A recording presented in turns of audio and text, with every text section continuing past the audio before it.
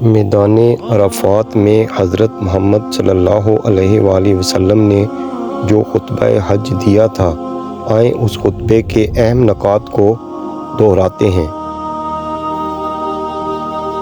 کیونکہ ہمارے نبی صلی اللہ علیہ وسلم نے میری ان باتوں کو دوسروں تک پہنچائیں۔ اے لوگو سنو، مجھے نہیں لگتا کہ اگلے سال میں تمہارے درمیان موجود ہوں گا۔ میری باتوں کو بہت غور سے سنو اور ان کو ان لوگوں تک پہنچاؤ جو یہاں نہیں پہنچ سکے۔ اے لوگو، جس طرح یہ آج کا دن، یہ مہینہ اور یہ جگہ عزت و حرمت والے ہیں، بالکل اسی طرح دوسرے مسلمانوں کی زندگی، عزت اور مال حرمت والے ہیں۔ تم اس کو چھیڑ نہیں سکتے۔ لوگوں کے مال اور امانتیں ان کو واپس کرو، کسی کو تنگ نہ کرو، کسی کا نقصان نہ کرو، تاکہ تم بھی محفوظ رہو۔ یاد رکھو تم نے اللہ سے ملنا ہے اور اللہ تم سے تمہارے اعمال کی بابت سوال کرے گا۔ اللہ نے سود کو ختم کر دیا، اس لیے آج سے سارا سود ختم کر دو، معاف کر دو۔ تم عورتوں پر حق رکھتے ہو اور وہ تم پر حق رکھتی ہیں۔ جب وہ اپنے حقوق پورے کر رہی ہیں، تم ان کی ساری ذمہ داریاں پوری کرو۔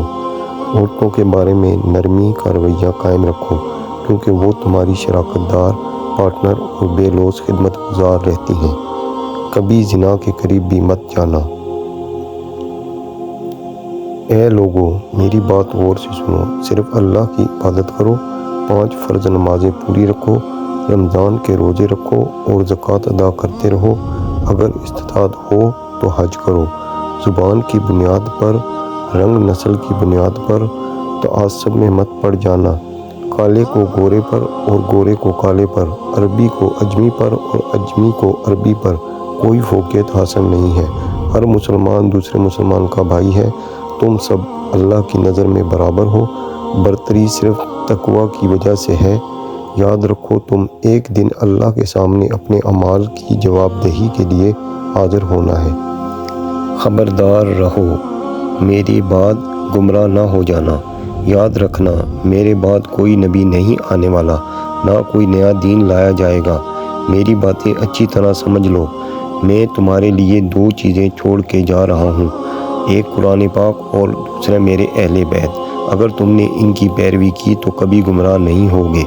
سنو تم لوگ جو موجود ہو، اس بات کو اگلے لوگوں تک پہنچانا اور وہ پھر اگلے لوگوں کو پہنچائے، اور یہ ممکن ہے کہ بعد والے میری بات کو پہلے والوں سے زیادہ بہتر سمجھ اور عمل کر سکیں۔